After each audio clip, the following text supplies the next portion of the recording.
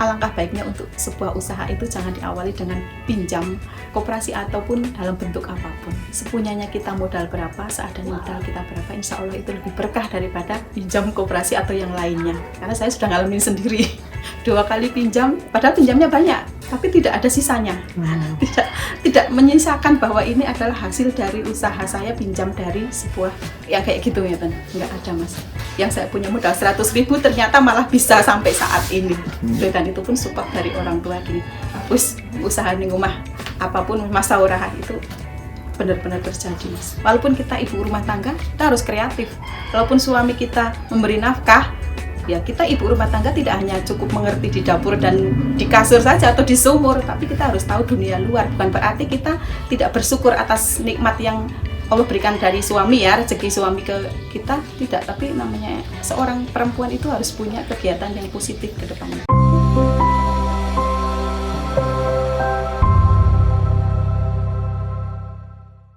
Bismillahirrahmanirrahim. Assalamualaikum warahmatullahi wabarakatuh. Nama saya Irina, usia saya 44 tahun.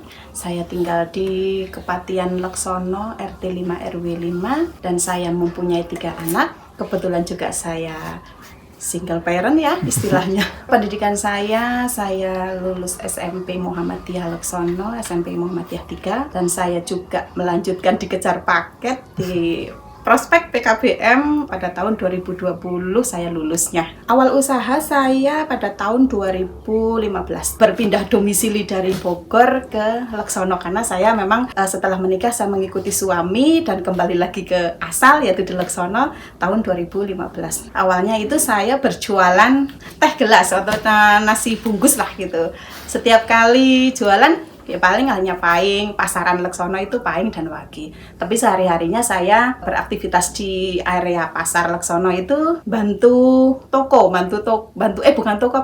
warung makan. Saya di situ sebagai juru masak juga yang berjualan juga di situ jadi double.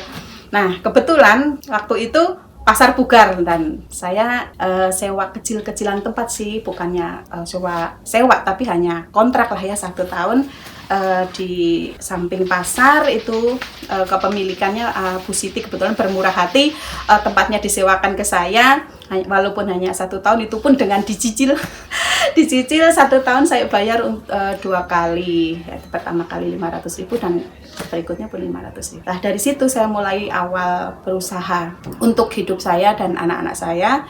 Saya berjualan nasi bungkus, saya berjualan teh manis, kopi dan gorengan untuk selain pasaran Paing Wage. Waktu itu saya harus berjualan di situ 16 untuk hidup dan kehidupan saya sendiri dan anak-anak karena status itu waktu itu saya baru pisah dengan suami, jadi saya harus menghidupi diri saya sendiri dan anak-anak. Dari usia 14 tahun yang sakit-sakitan, kurus, kecil pokoknya. Yang perempuan, anak saya ada 3. Yang 1 ikut bapaknya, yang 2 ikut saya. Dan kebetulan yang anak kedua itu cewek, membantuin saya kesana kesini lah dari produksi pangsit. Pokoknya dia yang tahu perjuangan kami ya waktu saat itu sampai sekarang itu. Alhamdulillah sekarang ada di Solo karena sekolah di sono sudah semester 3. Ya karena sudah terbiasa dengan sendiri. Di sana juga alhamdulillah mandiri, Mas. Anak saya bisa memanage keuangan, mengerti kebutuhan dan keperluan gitu. Jadi tidak karena saya seorang mahasiswa terus ya berwah-wahan, itu alhamdulillah tidak gitu. Adapun apapun masalahnya, adapun keluhannya, kami tetap saling curhat istilahnya lagi, komunikasi dengan baik. Bagaimana antara bukan anak dan ibu sih, teman aja. Kami kalau ngobrol seperti teman. Pokoknya cerita kayak teman gitu. Kalau yang kecil ini sekarang udah kelas 4, alhamdulillah. Kelas 4 di MI Laksono. Cita-cita niatnya saya dan tujuan saya kepengen nih orang tua ya, Mas, kalau punya anak kan yang lebih solihah dari kedua orang tuanya begitu. Karena pendidikannya lebih baik lagi dari ibu dan bapaknya kayak gitu. Awalnya kenapa saya berpikir dagangan apa yang bisa lebih ke depannya itu lebih baik lagi selain nasi bungkus dan teh manis itu. Saya pikir berulang kali. Saya cek dulu saya di Bogor jualannya apa. Saya di Bogor itu yang bisa dimajukan di sini, yang di Laksono itu apa yang belum ada. Ternyata satu ide pangsit itu. Kalau di sini mungkin pangsit ya. Kalau di Bogor itu terkenalnya namanya kue bawang atau keripik Aceh. Saya coba.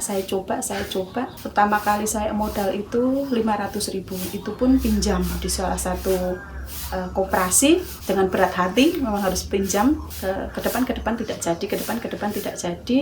Akhirnya saya diberi dagangan itu berupa bentuk barang dagangan untuk membuat produksi dagangan saya itu saya ingin buat pangsit. Dari situ saya tidak pinjam lagi ke koperasi, saya hanya diberi modal berupa bentuk dagangan itu cuma-cuma, nanti kalau sudah bisa mengembalikan silahkan kembalikan, istilahnya ya pinjaman lunak bukan ya mas, kayak gitu ya, tapi dagang, tapi bentuknya gue. Ketika saya pinjam dari koperasi itu, saya buat 1 kilo nggak laku, saya buat 1 kilo laku seperempat, saya buat 1 kilo laku setengah, sampai saya buat 2 kilo laku sekilo, dan itu berulang kali terus sampai 1 tahun, 2 tahun. Akhirnya saya menemukan jalan. Saya tutup utang, saya tidak menggunakan koperasi lagi, saya hanya punya modal waktu itu 100.000 saya harus beli kompor, 100.000 saya harus beli dagangan, uang 100.000 itu saya harus beli banyak. Tapi waktu itu alhamdulillah saya kredit kompor, saya bisa produksi dari dagangan dipinjami dari Bu Ida waktu itu nih. Dan setelah barang itu dipinjami ke saya buat dari yang nggak laku setengah kilo sampai laku sekarang berkilo-kilo, itu prosesnya sangat panjang sekali. Ternyata memang satu, karena lidah Wonosobo sama lidah Bogor itu Jawa Barat itu berbeda. Saya menyesuaikan. Setiap kali ada masukan, Bu begini, saya coba lagi, Bu begini, kurang ini, atau mungkin rasanya kurang bagaimana, saya coba lagi. Entah itu dirasa, entah itu caranya pembuatannya, mungkin saya terlalu buru-buru dalam membuat, proses penggorengan, proses pembuatan juga detil, ternyata tidak cukup sekali 2 kali saya belajar dari komplainan atau masukan atau saran dari pembeli-pembeli saya. Sampai pada akhirnya saya membuat benar-benar waktu hari itu saya fokuskan untuk membuat bagaimana caranya, rasanya supaya disenangi sama orang, maksudnya lidah Wonosobo, gurih. Iya, kalau menurut saya itu gurih, agak asin sedikit gitu. Kalau Bogor cenderung tidak gurih, tidak asin. Itu perlu belajar lagi. Ada kesan, Mbak, ini kurang renyah. Bu, ini kurang gurih. Bu, ini kurang asin. Saya tampung. Semua saya pelajari. Apa yang mereka inginkan dari produk saya itu apa gitu. Bertahap 1 bulan, 2 bulan masih kurang, 3 bulan, 4 bulan sampai 1 tahun itu masih kurang. Dan sampailah tahun kedua. Tahun kedua itu saya baru bisa mengerti. Oh, ternyata orang Wonosobo itu sukanya yang gurih dan rada asin begitu di rasanya. Terus untuk warna lebih suka kecoklatan, tidak suka putih. Terus tahun kedua saya mulai bangkit dari 1 kilo menjadi 2 kilo, 2 kilo menjadi 3 kilo, sampai akhir tahun 2018. Kebetulan juga saya aktif di sosial ya. Saya di kader kesehatan juga aktif, saya di PKK juga aktif di lingkungan. Saya termasuk kader andalan, maksudnya kader andalan. Ada informasi untuk produksi saya, SPPERT waktu itu. Dari situ saya banyak pengalaman, dari situ saya banyak masukan, oh ternyata cara pembuatan yang layak, higienis atau bukan, terus cara produksinya yang baik seperti apa. Saya belajar dari situ, karena saya mengikuti pelatihan kelayakan pangan dari Dinas Kesehatan waktu itu. Jadi dari situ saya kembangkan dari masukan orang-orang yang konsumsi produk saya belajar lagi. Alhamdulillah saya mulai nemu dari situ komposisinya, dari terigu, dari tepung sagu, terus dari bumbu-bumbunya itu memang harus disesuaikan. Alhamdulillah rasanya sudah mulai mengena di masyarakat, khususnya di Laksono. Tapi alhamdulillah sudah jauh loh mas, sudah sampai ke Batam, Jakarta sudah, terus daerah Jawa Barat pun masih beli ke saya. Begitu. Kalau untuk sekarang sekali produksi itu maksudnya bukan seminggu atau bukan sekali produksi itu. Kalau awalnya saya tidak ada yang bantu mas, kalau saya tidak ada tenaga bantu itu maksimal saya 3 kilo untuk sehari. Itu masih manual ya. Kemarin tahun-tahun lalu saya masih manual, tapi alhamdulillah saya juga dapat mesin tenaga bantu saya ini yang sungguh luar biasa ini. dari salah satu instansi ada perlu saya sebutkan ya. Itu alhamdulillah bermanfaat dan mudah-mudahan bermanfaat juga untuk semua kru yang ikut andil di dalamnya. Itu saya sekarang kalau produksi itu sekali produksi 5 kiloan. Kalau jadi bahan baku ya lebih dari 5 kilo. Kalau bahan bakunya 5 kilo berarti hasil produksinya lebih dari 5 kilo. Begitu. Saya juga sekarang sudah punya langganan tetap, maksudnya saya juga stok ke toko, ke pasar, juga ada yang menjualkan, reseller lain ada, alhamdulillah. Kalau dulu pembelinya hanya seputar yang tahu ya teman-teman, nggak ada malahan. Ya pasar pun ya di sekitar pasar itu dok, karena belum punya label waktu itu sih. Nah untuk sekarang saya sudah ada BRRT yang kebetulan tahun ini harus diperpanjang, berarti saya sudah 5 tahun ya. Terus halal juga sudah, NIB juga saya sudah. Waktu dulu belum punya alat itu saya giling pakai tangan, pakai botol. Terus saya juga tidak punya kulkas. Dilihat dari tekniknya pembuatan pangsit itu kan semestinya lebih baiknya itu pakai air es gitu. Air dingin es gitu.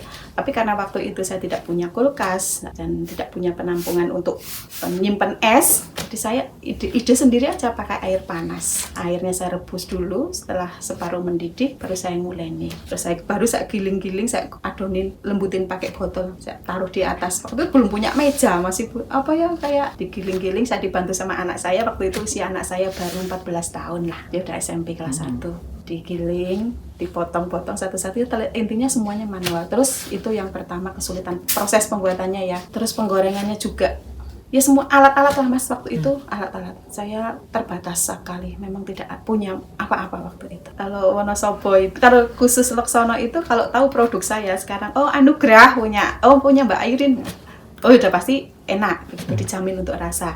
Kalau di wilayah lain pun Wonosobo hampir semuanya sudah ada yang merasakan produk saya. Itu khususnya di Wonosobo, daerah Sudagaran juga.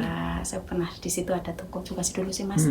Terus untuk teman-teman di Kertek juga iya suka pesen. Terus untuk saya di Silomerto juga sudah dipasarkan di Silomerto. Semakin saya banyak teman relasi untuk saya ikuti di bidang sosial itu kan di situ juga banyak beberapa yang pelaku usaha gitu. Jadi tidak murni hanya di bidang sosial saja pekerjaan mereka, beliau-beliau itu. Dari situlah dampak positifnya saya bisa melebarkan lagi. Itu sudah sampai ke Dieng, sampai ke Kaliwiro dan lain sebagainya. Itu untuk produk penjualan saya alhamdulillah tambah maju begitu. Kita sama-sama pelaku UMKM. Kalau produk saya terus sama label saya itu masih biasa. Umpamanya seperti label kok Anugrah gitu.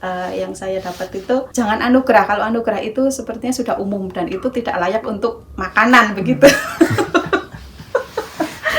Itu di pengepakan packingan juga iya, mereka menyarankan coba lebih baik lagi, coba lebih bagus lagi supaya lebih menarik pembeli konsumen begitu. Kalau untuk pemasaran sih asalkan produknya saya stabil kayak gitu, terus labelnya ada lebih maju lagi, mungkin mereka beliau-beliaunya ada minat, ayo kita coba, kenapa tidak gitu. Mereka juga ayo kita bareng-bareng gitu. Saya pernah di fase daun paling jatuh, paling rendah, paling membuat saya itu jadi semangat sampai saat ini. Ketika saya sudah tidak bisa berbuat apa-apa, waktu itu saya harus menghidupi 2 anak saya yang di sini dengan kondisi saya yang tidak mampu saat itu untuk keuangan. Saya juga harus menghadapi lingkungan, saya juga harus menghadapi keluarga besar saya, dan saya juga harus menghadapi diri saya sendiri. Bagaimana caranya saya harus bisa maju, bisa menghidupi dan untuk anak-anak dan diri saya sendiri. Dari situ saya ingat kalimat atau kata-kata dari kedua orang tua saya, mas, jangan malu untuk berbuat baik, jangan merasa minder karena kamu orang nggak punya. Motivasi saya kayak gitu, yang penting kamu benar,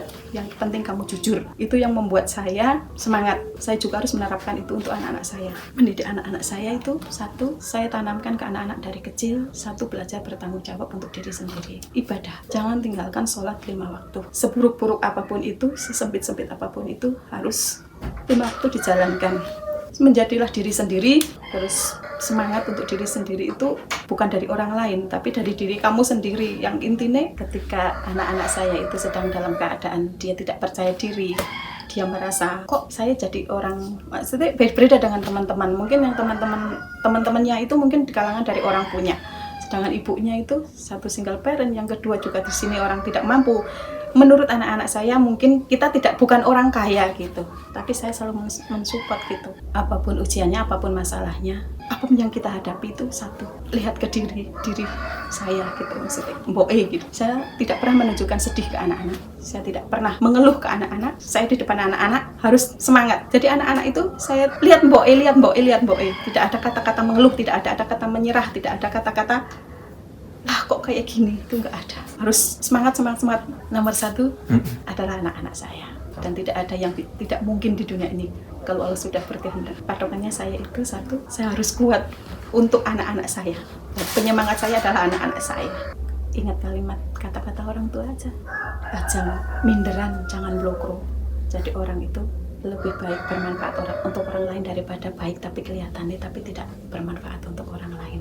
Ya khususnya untuk saya, anak-anak dan keluarga. Itu aja Mas. Kebetulan saya juga sebagai sekretaris umum PKK, jadi saya memilih untuk menetap di rumah itu supaya lebih mudah. Jadi tenaga juga, barang-barangnya lumas maksudnya. Kebetulan waktu itu juga kan kontraknya habis. Pas sudah habis lah, dari situlah saya mulai di rumah, support dari keluarga, wis nang omah bae, masa orahan rezeki di mana-mana.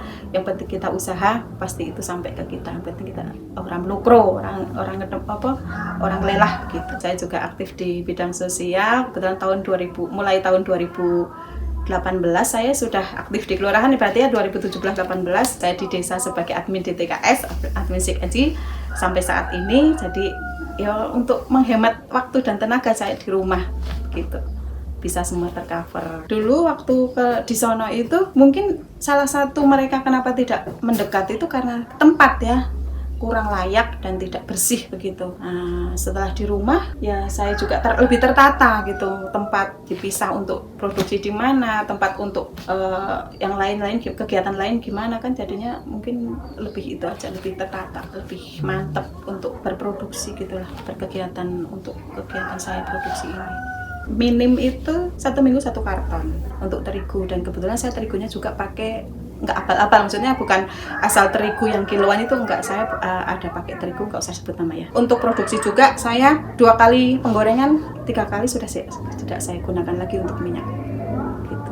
Kalau dihitung-hitung minyak curah atau minyak kemasan yang ada merek itu lebih boros pakai minyak curah begitu. Satu, kualitas gorengannya juga tidak maksimal. Itu beberapa waktu sudah saya coba gitu. Kalau minyak curah atau minyak, ada salah satu minyak bermerek itu juga tidak berkualitas walaupun itu sangat terkenal. Tapi dalam waktu hitungan hari sudah bau tengik, padahal prosesnya juga sama saja. Satu, harus diendapkan dulu, maksudnya setelah kami produksi selesai kami endapkan semalam gitu, karena saya belum punya spinner jadinya saya endapkan dulu semalam supaya minyaknya turun gitu. Walaupun sudah diproses seperti itu, tetap aja kalau pakai minyak curah itu tidak bisa mengurangi kualitas gitu. Lebih baik mahal sedikit tapi menjamin kualitas produksi kita daripada yang murah tapi malah menghancurkan begitu. Itu konsumen, kalau menurut saya itu konsumen adalah raja, karena kita berniat berusaha itu kan tidak untuk sehari 2 hari, untuk kedepannya lebih baik lagi. Selain pangsit juga saya ada bikin peyeknya ada 2 macam, 1 peyek kacang rasa kucai, 1 peyek kacang rasa daun jeruk. Tapi memang karena lidah Wonosobo tidak terbiasa dengan daun jeruk ya, jadi daun jeruknya kurang maju dibanding peyek kacang. Terus ada juga petos, juga ada comrumin begitu. Rencana ke depan itu saya pengennya pengen beli spinner, terus yang kedua pemasaran Mas. Pengennya lebih ke depan itu saya pengen punya tempat sendiri gitu, dan lebih dikenal tidak hanya pangsit atau stik begitu. Semua pelanggan itu rasanya khasnya itu beda daripada yang lain. Pengennya saya itu ya usaha saya itu nggak ada yang sama di Wonosobo. Paling enggak itu saya bisa membahagiakan kedua orang tua, itu nomor 1. Yang kedua, pengen umroh dengan penghasilan saya yang bisa dihitung cukup untuk saya sehari-hari dan anak-anak sehari-hari. Kalau memang tidak dikehendaki Allah kan nggak mungkin. Itu motif saya, pengen umroh gitu. Jadi manusia luwer atau memper apa bener. Karena pemasarannya sudah bisa dilihat ya Mas, jadi saya tahun kedepannya lagi itu memperbaiki tempat produksi dan produksi saya lebih baik lagi, lebih layak lagi begitu. Bagi waktunya, kalau di bidang sosial itu kan tidak setiap hari kita aktif atau berkegiatan di bidang sosial.